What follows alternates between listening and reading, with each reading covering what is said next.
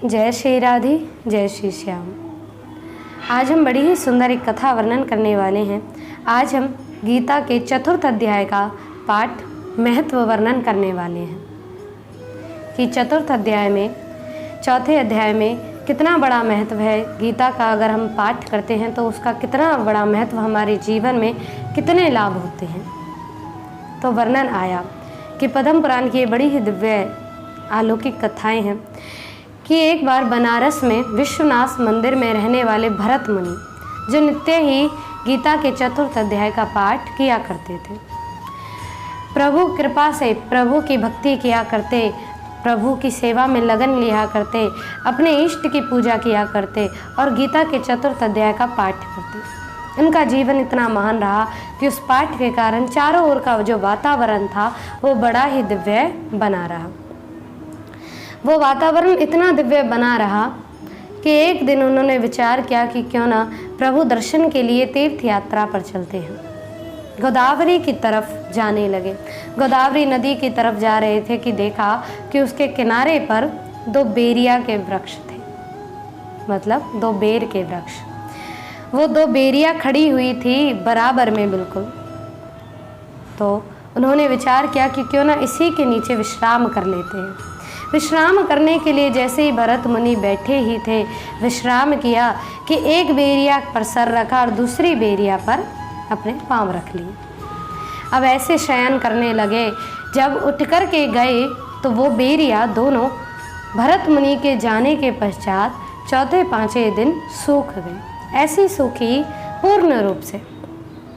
और वो दोनों बेरिया सूख करके किसी ब्राह्मण के घर में दिव्य रूप से जन्म ग्रहण किया। वहीं किसी गांव में ब्राह्मण के घर में जन्म ग्रहण किया। दो कन्या बनी और दोनों कन्याएं बड़े भाव से, उन्हें पूर्व जन्म की स्मृति थी, याद थी, इसीलिए अपने जीवन को पूर्णत्व रूप से दिव्य प्रभु भक्ति में ही जिया करती। एक दिन भरत मुनि वापस भ्रमण करके जब आ रहे थे तो उन दोनों कन्याओं ने देखा रास्ते में कि भरत मुनि है और दोनों कन्या चरणों में जा कर के लौट गई कि भरत मुनि आप आए और आपने हमारा जीवन धन्य कर दिया।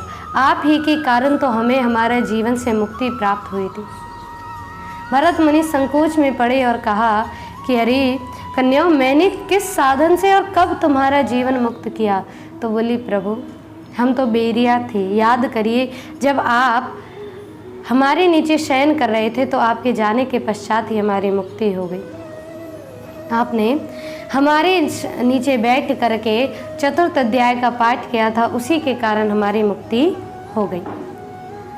अब तो भरत मुनि कहने लगे लेकिन तुम बेरिया कैसे बनी? तो कहा कि प्रभु एक सत्यतमा नाम के तपेश्वरी थे, जो इतने तपेश्वरी थे कि उनका जीवन बिल्कुल तप में ही गया था। ब्रह्मा जी उनके पास आकर के वातावरण क्या करते, सभी देव उनकी सेवा किया करते। तो इंद्र को लगा कि मानो कहीं ये ही अगले इंद्र ना बन जाएं। इंद्र इतना भयभीत हो गया, इतना भयभीत हुआ कि अब तो मन में विचार किया और विचार करके उसने कामदेव और मुझ दोनों अप्सराओं को भेजा। हम दोनों अप्सराएं सत्यतपा मुनि के आगे नृत्य करने लगी, गाने लगी, उन्हें रिझाने लगी ताकि उनके हृदय में काम हो और वो अपने तप से भ्रष्ट हो जाएं। लेकिन उनके हृदय में तनिक भी काम उत्पन्न नहीं हुआ, बल्कि वो क्रोधित हो गए और क्रोध में आकर उन्होंने हमें श्राप दे दिया कि जाओ तुम दोनों गोदावरी के किनारे पर बेरिया की वृक्ष बन जाओ। ये श्राप सुन करके हम चरणों में गिरे और कहा प्रभु हम तो पराधीन हैं, हमारा क्या अपराध है? हमने तो कोई ऐसा दुष्कर्म नहीं किया प्रभु, हम तो इंद्र के अधीन हैं, अब बताइए क्या करें? चरणों में झुककर क्षमा याचना करी तो कहा कि तुम्हें अवश्य तुम्हारी मुक्ति होगी जब भरत मुनि आएंगे, और भरत मुनि आए तब तक के लिए तुम वृक्ष बनकर ही रहो। तो कहा कि प्रभु अब आप आए हैं तो अब अवश्य ही हमारी मुक्ति हो पाएगी। ये शब्द सुनकर भरत मुनि बड़े प्रसन्न हुए और कहा कि आज से तुम दोनों गीता के चतुर्थ अध्याय का पाठ किया करो। वो कन्या बड़ी प्रसन्न हुई और उस दिन से चतुर्थ अध्याय का पाठ करने लगी। भरत मुनि अपने निवास स्थान पर आकर के पाठ किया करते। वो कन्या अपने निवास स्थान पर पाठ करती। समय बीतते ही वो दोनों कन्या दिव्य लोक को प्राप्त हुई, अपने दिव्य लोक में निवास करने लगी। उस पाठ के द्वारा उनका जीवन का उद्धार हो गया, उन्हें मुक्ति की प्राप्ति हुई। भरत मुनि को जब इस बात का पता चला तो बड़े प्रसन्न हुए और भरत मुनि को भी वैकुंठ लोक की दिव्य प्राप्ति प्राप्त हुई। ये चतुर्थ अध्याय का दिव्य महत्व कि चतुर्थ अध्याय का पाठ करने से हमारे जीवन का उद्धार तत्क्षण ही हो जाता है। तो आशा है आप सभी इन दिव्य अध्यायों के महत्व को जानेंगे, समझेंगे।